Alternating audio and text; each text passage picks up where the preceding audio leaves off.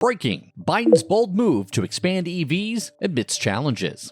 Increase EV sales and stop making gasoline-powered vehicles. Those are the recent, strongest ever pollution standards finalized for cars and light trucks by the Biden administration.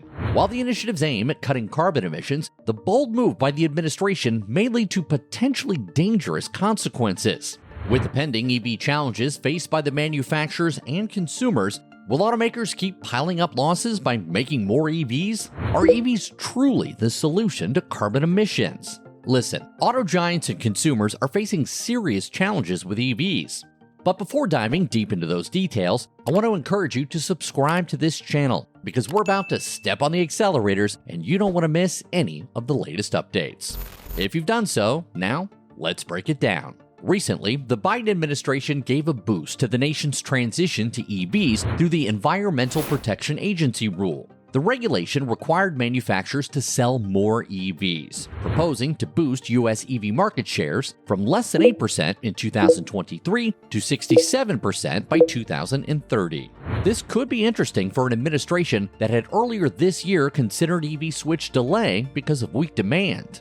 About 67% of new car sales, including light trucks, SUVs, crossovers, and sedans, would be required to be EVs by 2032, a drastic increase from over 7% in 2023. About 67% of new car sales, including light trucks, SUVs, crossovers, and sedans, would be required to be EVs by 2032, a drastic increase from over 7% in 2023. Also required to be EVs are 25% of long-haul freight tractors, 35% of short-haul freight tractors, and 50% of garbage trucks and buses. We can all relate to the fact that lower emissions and cleaner vehicles are essential to the people. However, getting half of all new vehicles sold to be electric is not only impossible, but unrealistic. The US alone has millions of ICE cars to replace the whole inventory so soon. It will take over 20 years to be close to 100%. The simple fact is that no country is ready for total EV adoption, not even the US. There are not enough charging stations, and consumers must be ready to pay more to get an EV that will go 300 miles on a charge. Now, let's take a pause and reflect on one pertinent question.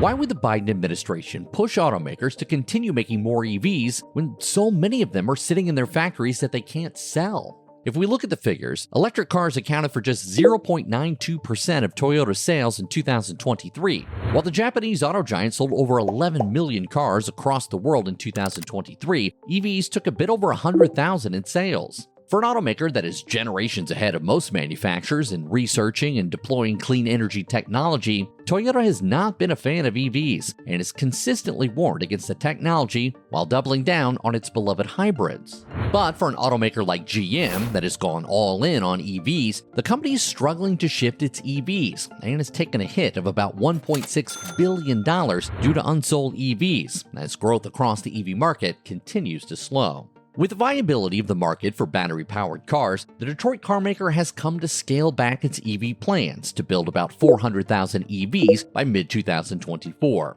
The company is facing a slow EV appeal, and some dealers are pushing for the automotive giant to consider returning to the hybrid market. GM is not the only one facing this slow sale. Ford Motor Company withdrew its 2023 forecast while warning of continued pressure on EVs, which sent its shares down more than 4%. The automaker lost an estimated $35,000 on each of the 35,000 EVs delivered to dealers, prompting the company to plan to quadruple sales of gas-electric hybrids over the next 5 years. But Mercedes-Benz's ordeals in the EV market are something unpalatable. A few years ago, the automaker was feeling quite confident about selling only EVs by 2030 and looking to phase out gas-powered vehicles completely. However, Mercedes-Benz recently backed off plans to be 100% EVs and decided to cater to different customer needs, just as Volkswagen cut EV production in Germany as people felt reluctant to get them, causing demand slumps. This was the case with Lamborghini, BMW, and the rest of the auto giants. Limited charging networks, lingering range concerns, and high interest rates are some of the factors affecting EV adoption.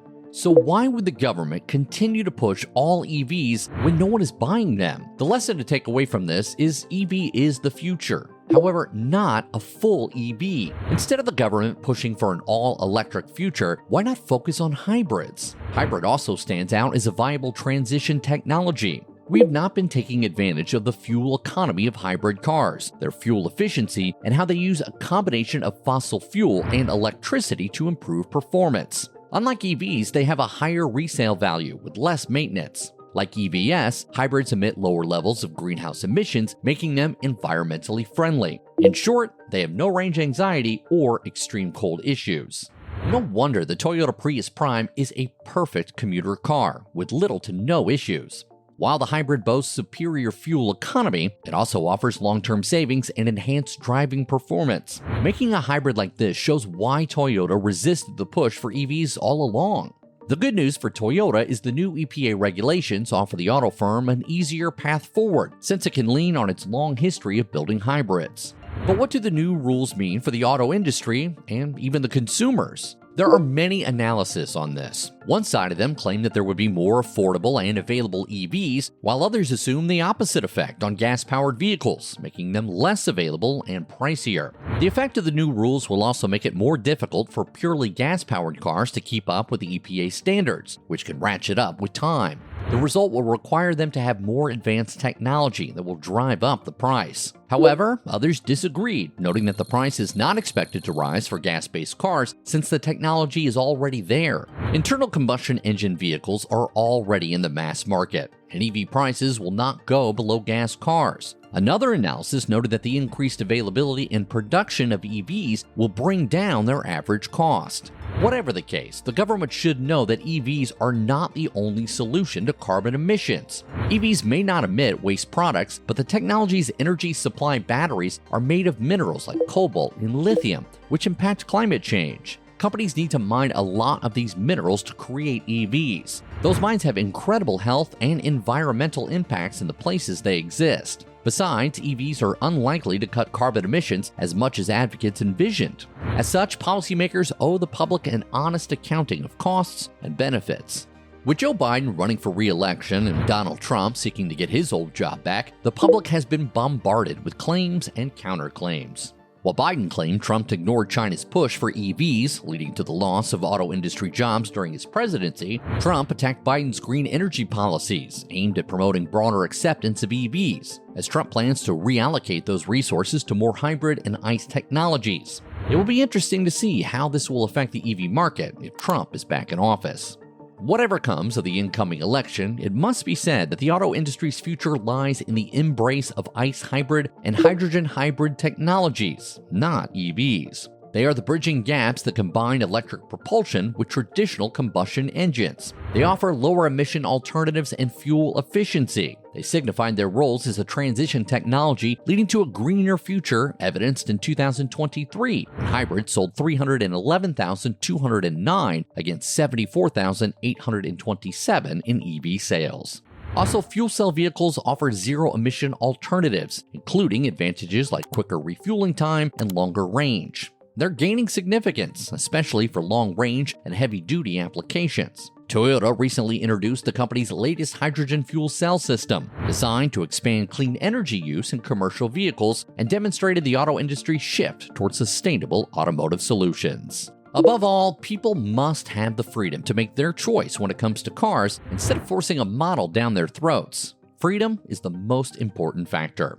While working on cutting carbon emissions, the government and policymakers must not take away the freedom of choice by the people. They should also know that subsidies and mandates are no substitute for letting consumers decide. The free market offers efficient and effective solutions to issues facing public policy. So why is the government continuing to threaten the automobile markets? Why will the government make intrusive regulations liable to increase expenses for making internal combustion engine cars? Please comment below and let us know what you think. Don't forget to subscribe to be notified as we bring you more updates.